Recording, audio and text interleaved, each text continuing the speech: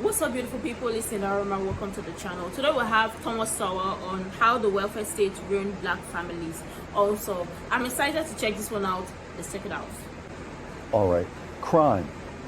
And in this case, you're writing not only about African Americans, but about low-income people generally. In the United States, murder rates, rates of infection with venereal diseases, and rates of teenage pregnancies were among the social pathologies whose steep declines were suddenly reversed in the 1960s. Nowhere was rampant violence and other social pathology as common among low-income people in the first half of the 20th century, when they were more deprived, as in the second half, when the welfare state had made them better off in material terms. Close quote. Again, it's not the intention of anybody enacting the welfare state to cause increases in violence, but it happened. Yes. What was the disconnect between intentions and what emerged? Oh heavens!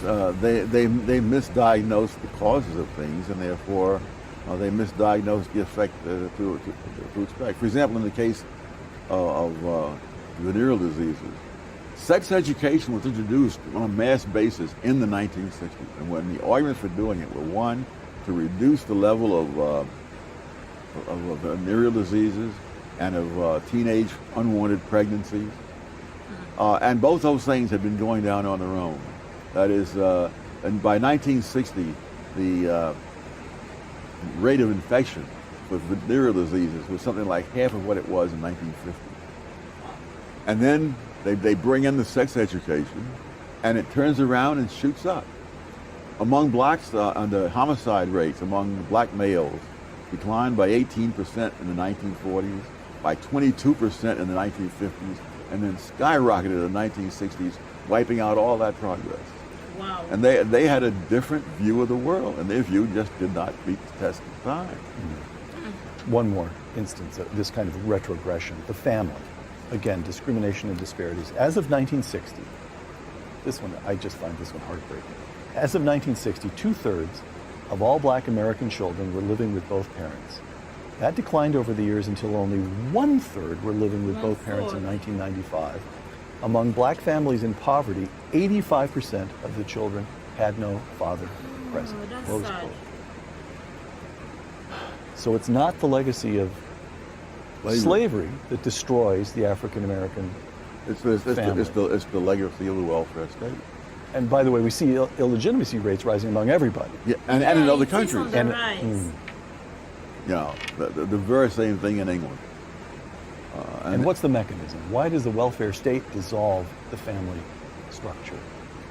For one thing, it makes it unnecessary for fathers to support their offspring. And in fact, it makes it counterproductive in many cases.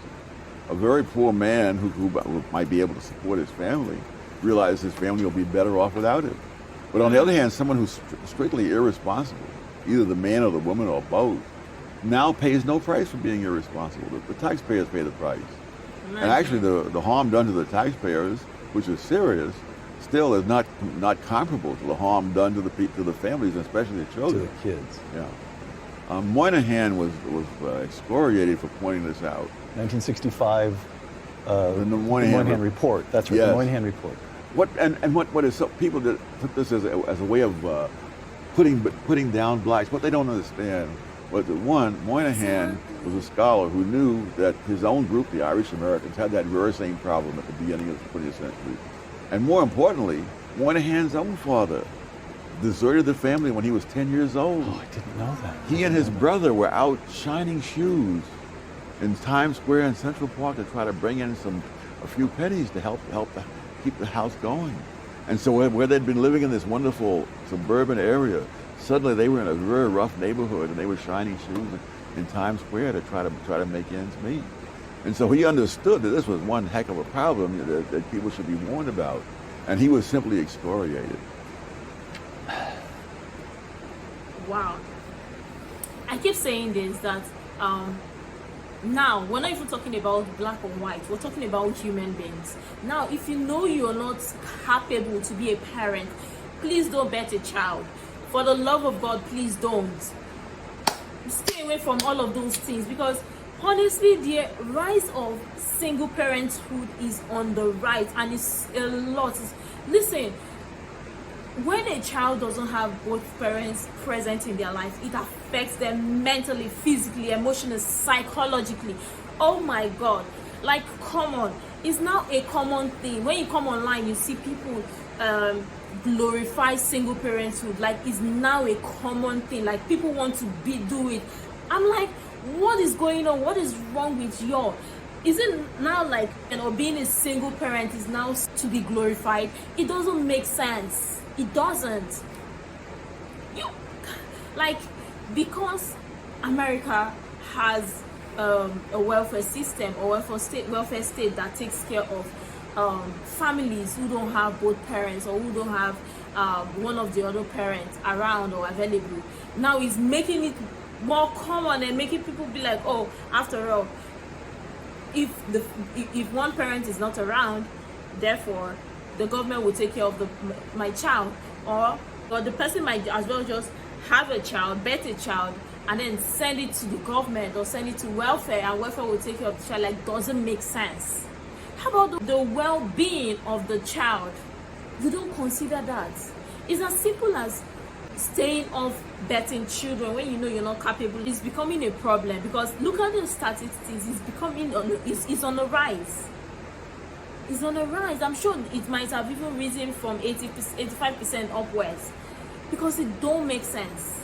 It don't make sense at all. I know some people are some people did not become single parent by choice, but you see some people who it is like their life goal of being a single parent. Like, come on, what are y'all doing with your life? It don't make sense at all. It doesn't.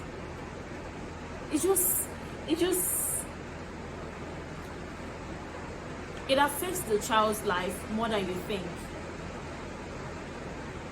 If you care about your child, you wouldn't even want to bring a child, or you wouldn't want to bet a child into a world where you can't take care of the child, or where you can't be present in the child's life. Don't do that to a child. Don't do that to a newborn. The child never asked for this life. He never asked for that. What is going on? A child needs both parents. That's the reason why one person can't have a child. You need both parties to be involved. Hence the reason you still need both parties to be involved in taking care of the child. As much as you need both parties to be involved in formation of that child, likewise you need both parties to take care of that child. God had asked Adam and Eve, or asked people to go into the world to multiply. He did not make mistake. So what is wrong? Where did we all go wrong? Where did America go wrong? I've got to ask, because this is on the rise, and it's crazy, and you all don't see it as a problem. Honestly, I feel bad when I see people, or see kids or children who don't have both parents in their lives, or who have only one parent in their life. Now, I'm not even saying that when they have just one parent and one parent in their life, they are not doing a good job. But now I'm most especially talking about those who has made it their life goal to just be a single parent. Doesn't make sense. Because of course, you've got somebody who is going to take care of your child for you if you're not responsible to do so. Y'all should think of it. Y'all should think about it. Does it make sense betting child or betting children into the world when you know you're not responsible to, or you don't want to be responsible to take care of the child? What are you doing?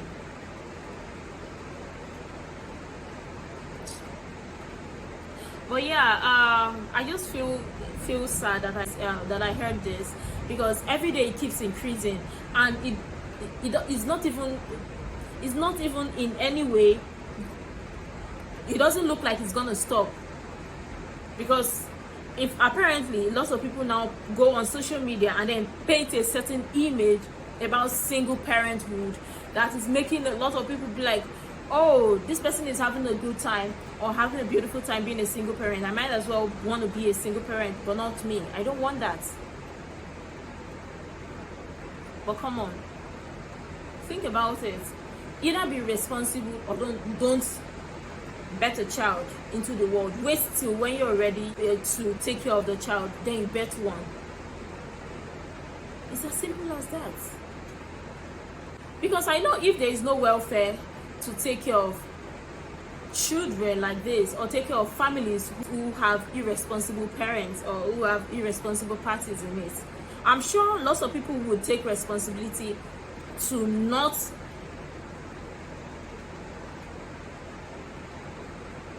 engaging in such activities.